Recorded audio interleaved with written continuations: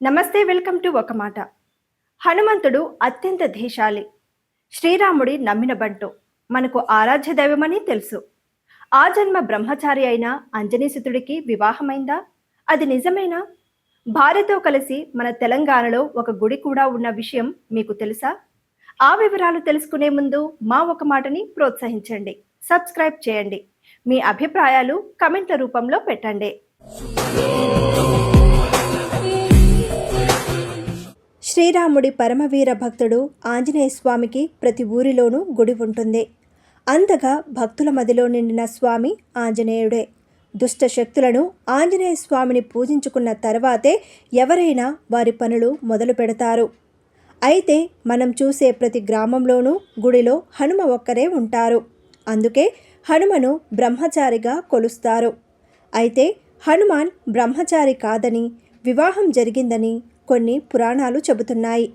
అంతేకాకుండా సతీ సమేతంగా ఉన్న ఆలయం కూడా మన తెలంగాణలోనే ఉంది. హనుమంతుడు పక్కనే ఉంటే ధైర్యం మన చెంత ఉన్నట్టేనని చాలామంది నమ్మకం. అలాంటి హనుమకు గురువు సూర్యుడన్న విషయం తెలిసిందే. అయితే హనుమ ఆకాశంలో తిరుగుతూ సూర్యుడి వద్ద వేదాలను నేర్చుకుంటాడు. అలాగే 9 రకాల వ్యాకరణాలను నేర్చుకోవాలన్న కోరిక 8 పూర్తయిన తర్వాత ఒక సంకటం వద్ద ఆగిపోతుంది.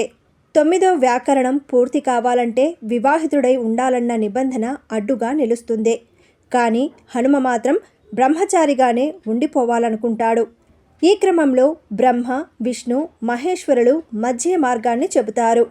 త్రిమూర్తుల ఆలోచన మేరకు సూర్యదేవుడు తన కిరణాల నుంచి సువర్చల అనే అమ్మాయిని పుట్టిస్తాడు. ఆ అమ్మాయిని హనుమంతుడు పెళ్లి చేసుకుంటాడని కొన్ని పురాణాలు చెబుతున్నాయి.